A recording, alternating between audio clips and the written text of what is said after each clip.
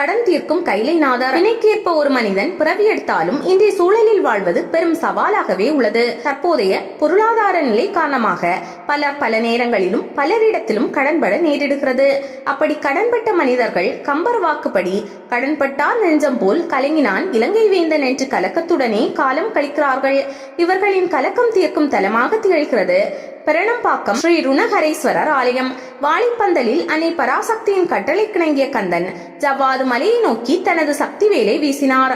அவ்வேளானது அங்கு தவம் செய்து கொண்டிருந்த போதன், போதவான், புத்திராண்டன், புருகூதன், பாண்டிரங்கன், வாமன் மற்றும் சோமன் ஆகிய 7 அந்தணர்களின் தலைகளையும் கொய்தது. இதனால் கொடும் பாவமும் பிரம்மகத்தி தோஷமும் கந்தனை சூழ்ந்தது. கலங்கினான் கார்த்திகேயன். இந்த கொடும்பாவத்திலிருந்து விடுபட தான் உண்டாக்கிய சேயாற்றின் வடகரையில் 7 சிவாலயங்களையும் தென்கரையில் 7 சிவாலயங்களையும் சாவித்து ஈசனை பூஜித்தார். பின்னர் சரகுண்டை மரங்களும் வில்வ மரங்களும் சூழ்ந்த இந்த பதிக்கு வருகை தருகின்றார். ஈசனை எண்ணி தான் தெரியாமல் செய்த பாவத்திற்காக மனம் கலங்குகிறார். அதோடு இவ்வில்வவனத்தில் ஒரு சிவலிங்கம் சாபித்து ஈசனை மனம் குளிர அர்ச்சிக்கிறார். உடன் தன் சங்கடத்தை தீர்க்குமாறு அண்ணன் ஆனைமுகனையும் வணங்குகிறார் வடிவேலர். இதனால் இத்தலத்தின் கணபதி சங்கடகர கணபதி என்றே போற்றப்படுகின்றார்.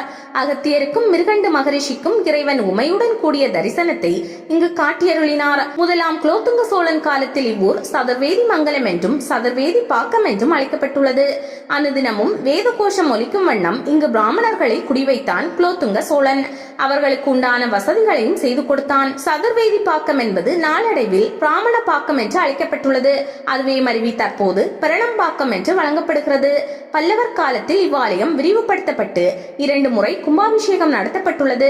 விஜயநகர பேரரசனான கந்ததேவ மகாராஜா தனது ஆட்சி காலத்தில் தேவதான கிராமங்கள் என பட்டியலிட்டு அதில் இருந்த பிராமண பாக்கத்தையும் இணைத்து இங்குள்ள ருணஹரேஸ்வரர் ஆலயத்தில் விளக்கு எரியவும் நித்திய பூஜைகள் முறையாக நடந்திடவும் நிலங்களை வழங்கியுள்ளார். சம்புவராயர்கள் ஆட்சி காலத்தில் இக்கோவிலின் நிர்வாக பணிகளுக்காகவும் தினசரி பூஜைக்காகவும் 50 வேலி புஞ்சை நிலங்களை தானமாக வழங்கியுள்ளனர்.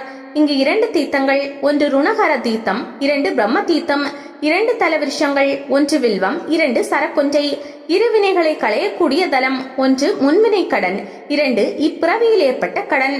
ஊரின் மத்தியில் ஆலயம் கிழக்கு பார்த்தபடி அழகுற அமைந்துள்ளது. ராஜகோபுரம் காணப்படவில்லை. நேராக முன்மண்டபம் காணப்படுகிறது. இங்கே நந்தியம்பெருமான் வீற்றுள்ளார். சந்நிதிக்கு வெளியே இருபுறமும் கணபதி மற்றும் கந்தன் குடிக்கொண்டருள்கிறார். சில படிகள் மேலே ஏறிட அத்த மண்டபம் மற்றும் கருவறை உள்ளன.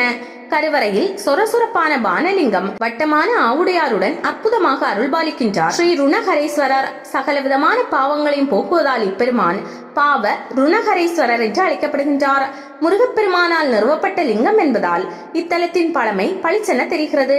வணங்கி வெளியே வருகையில் முன்மண்டபத்தின் வடக்கே தென்முகம் பார்த்த வண்ணம் அன்னை ஸ்ரீ மங்களாம்பிகை சர்வ மங்களங்களையும் அளிப்பவளாக அபயம் அளிக்கின்றாள். ஆலய வலம் வருகையில் கோஷ்ட தெய்வங்களை கண்டு வணங்குகின்றோம். சிறிய ஆலயம் எனினும் சுத்தமாக உள்ளது. ஊர் பொதுமக்களால் நிர்வகிக்கப்படும் இக்கோவிலில் தினமும் ஒருவேளை பூஜை நடத்தப்படுகிறது. அனைத்து சிவாலய விசேஷங்களும் சிறப்புற நடைபெறுகின்றது. ஊரார் உதவியுடன் பகல் வேளையில் எப்போது வேண்டுமானாலும் ஆலய தரிசனம் செய்யலாம்.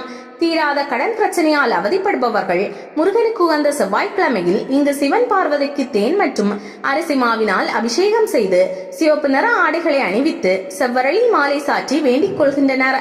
கடன்கள் முழுவதும் அடைந்த பின் இங்கு வந்து மனதில் வேண்டியதை நிறைவேற்றி செல்கின்றனர். கடுமையான நோய் மற்றும் இதர துன்பங்களிலிருந்து விடுபட இங்கு சுவாமி அம்பாளுக்கு பசும்பாலால் அபிஷேகம் செய்து வணங்குகிறார்கள் பக்தர்கள்.